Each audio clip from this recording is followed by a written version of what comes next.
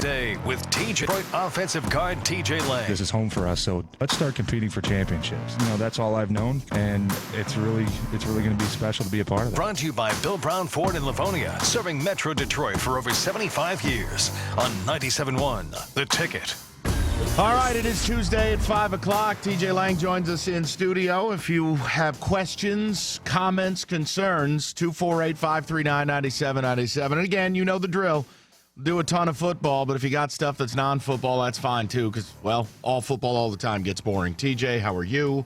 Doing all right. How you doing, Mike? Oh, super. What exactly was that on Sunday? I don't know. I've moved past it. Nah, come on. Don't Caldwell us. Don't do that. I'm on to New Orleans. All right. Well, I'll at least try again. This is key. It's 10-3. Mm-hmm. Everything looked fine. It looked like every other Lions game this year. And then you guys ran like 4 plays in an hour, and it was 27-10. Yeah, there was a long period of that game where, just couldn't keep the momentum on our side. And I thought the first couple series we went out and did a nice job, got the lead 10-3, and then after that it was just a lot of stuff went bad. It was an avalanche. Offensively, we had a lot of 3-and-outs. Third down conversions were not good there, especially in the second, third quarter. And we just dug ourselves too deep of a hole to come back from. I thought we, obviously showed a little bit of fight there at the end, but you just can't win football games when you basically play, a useless second and third quarter and put yourself in a 17-point deficit. So yeah, definitely a lot of things to work on.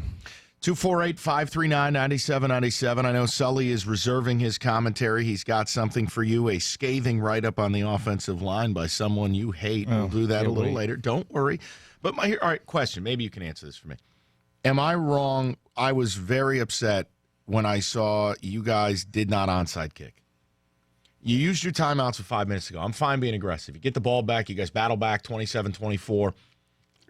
Yeah, how do you not onside kick there? Come on. Didn't really cross my mind, to be honest with you. Even though you're on the offense, you don't look at that and go, "Wait a minute, why are we kicking this ball deep?" I think our defense at that point was, had a lot of momentum. Better. They did a good job there in the fourth quarter. So I think it was just kind of the, kick it deep and let's try to pin them and get the ball back at, midfield, whatever it is. So, and I think that ended up being the case. After we scored the touchdown, our defense went down. We were down by 10. Defense went down, stopped them, got right off the field. We got the ball back, scored again, and then we still had a couple timeouts left. Our defense was, forcing some 3-and-outs. So I think we were just hoping that we could get one more. And you get got him to third position. And long too. We don't need to relive it. Yeah, that was just a big time play by them. The big problem. Listen, and I know it's not only on the O-line. I know that's not. I know where fans are going to end up going with this. I'm asking, though. There's clearly a bit of an issue here. You can't get your quarterback hit this much. Now, I don't know who to I'm not in the film room, and I don't care. I'm asking, though. Tej, what's missing here? Because you guys don't exactly push the ball down the field a whole lot. It's not an issue as to ever not wanting to get rid of the damn thing. But what is missing exactly to where this offense can get moving again? I think it's a combination of sorts. I think obviously a lot of it falls, on our heads up front. There's going to be times where there's good coverage in the back end, and we just got to block for however long it takes. We can't. I think there's times where you kind of get used to a ball getting thrown quick, and then a time clock kind of sits in your head a little bit. We've got to get rid of that. When they're when guys are doing a great job covering us in the back end, we've got to make damn sure we're doing our job up front and trying to extend some plays so Matthew can find an open lane, kind of break the pocket and make a play. But yeah, it's been definitely a step back the last couple of weeks. I thought the first couple of weeks we were doing a nice job protecting him and taking hits off him, but this last couple of weeks it's we've been seeing a lot of pressure. We've been seeing a lot of mixed just blitzes that we haven't seen on film that have kind of caused some communication errors.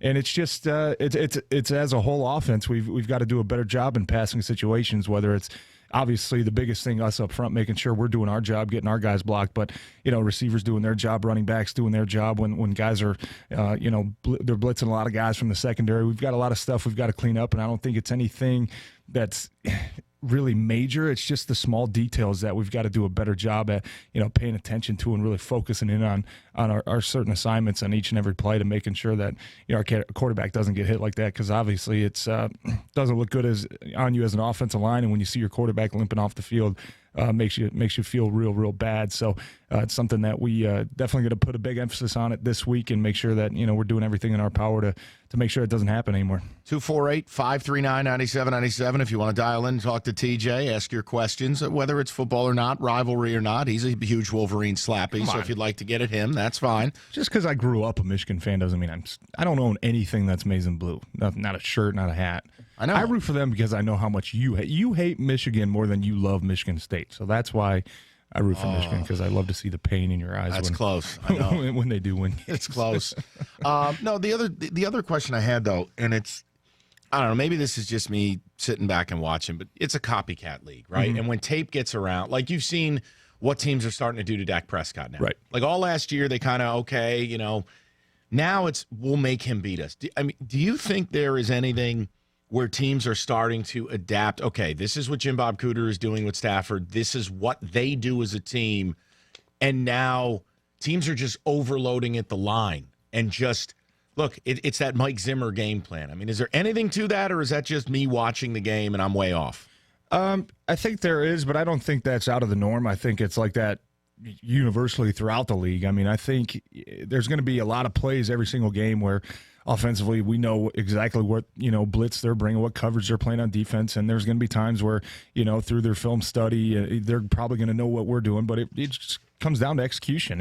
I mean, there's plays where the linebacker sitting up there calling out the plays and we gash him for a 15-yard run, and you just got to make it work. It's just how it goes. You're not going to fool some team every single play, but that's, I mean, it just, that type of stuff happens. It comes down to, just executing the play that's called. And if everybody's, on their assignment, doing everything the way it should be done, then, we should have successful plays. But I think, last week with Minnesota, with the amount of pressure they were able to get on us, bringing safeties, bringing corners, bringing guys off the edge, and just their mixed blitz packages that they had success with, I think we're going to see a lot of that until we can prove that we can stop it. Obviously, Carolina did a lot of similar things, bringing 5, 6, 7-man rushes and getting to the quarterback. So yeah, it's going to be, we're going to have to prove that we can handle it and we can stop it, or else we can expect to see a lot of the same looks.